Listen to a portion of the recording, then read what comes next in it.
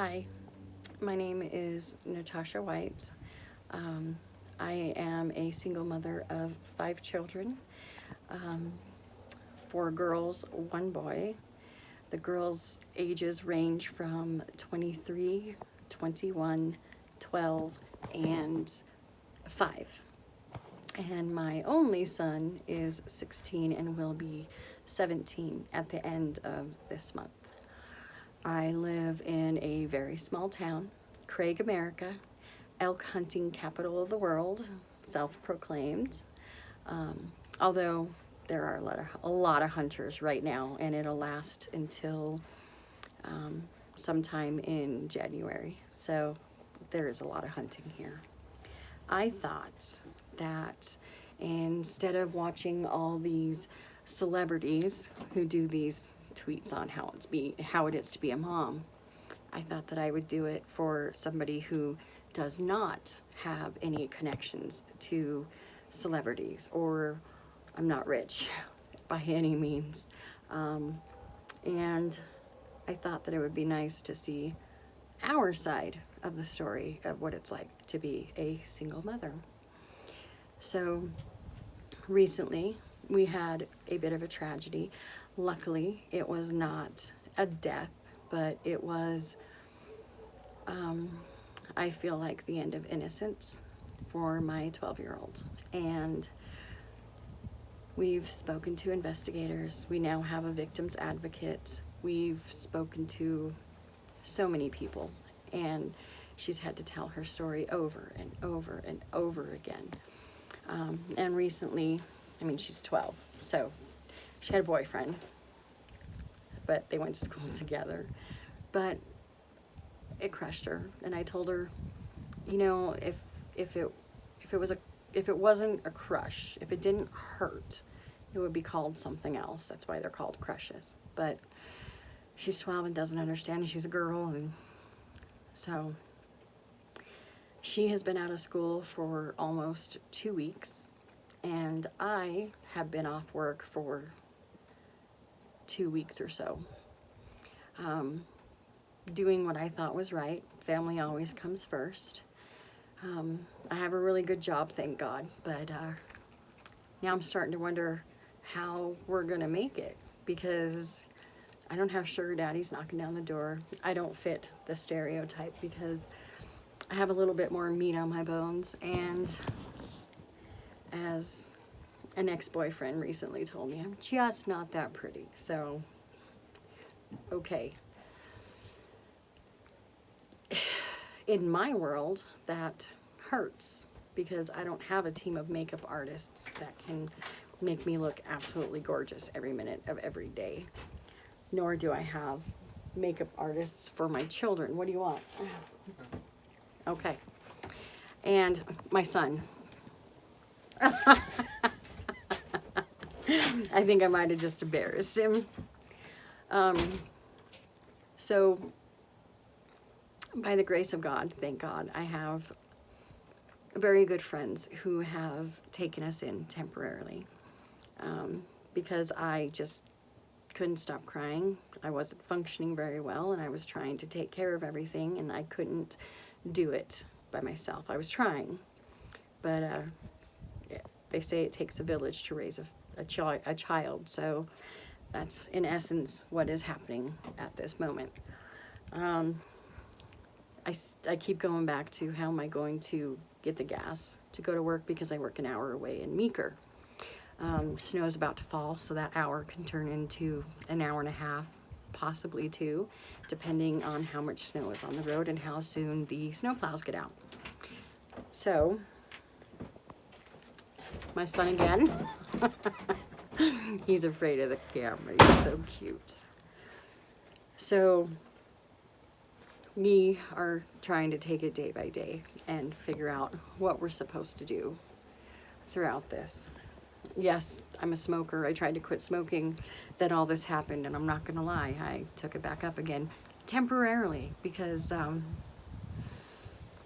yeah, I don't do drugs. I don't drink. I don't go out to clubs. I don't do a whole lot. I write when I can on my phone, because I don't actually have a computer. And we're working on getting the family therapy, but if anybody else is out there dealing with what I'm dealing with, whether you're a single mom or, you know, you have a husband, whatever, or a wife, or however your family is, then I feel like maybe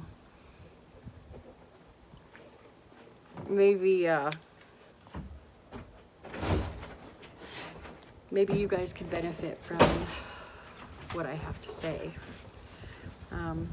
Marty, my sister, my friend, my very good friend, said that, because I told her I wasn't okay, and it was getting hard listening to people tell me that I was okay, when inside I was not okay. So I put on my makeup, and it looks good on the outside, and everything looks fine, and it looks like I'm wearing some kind of a hat. I'm not okay. In no way am I okay right now. Internally, nothing. I put on a smile, and I still try to be as pleasant as I can and as nice as I can, but inside I am screaming.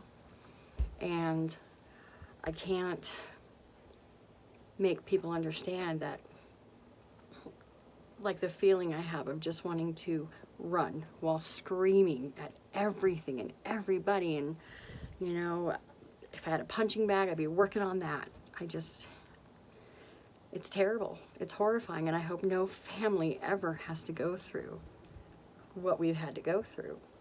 And I'm sure there's lots of you that maybe have, because our world is not as nice as it once was. And I remember being in, growing up in Hayden, which is 17 miles from here, and listening to Skid Row, and they were my favorite because they said everything that I felt.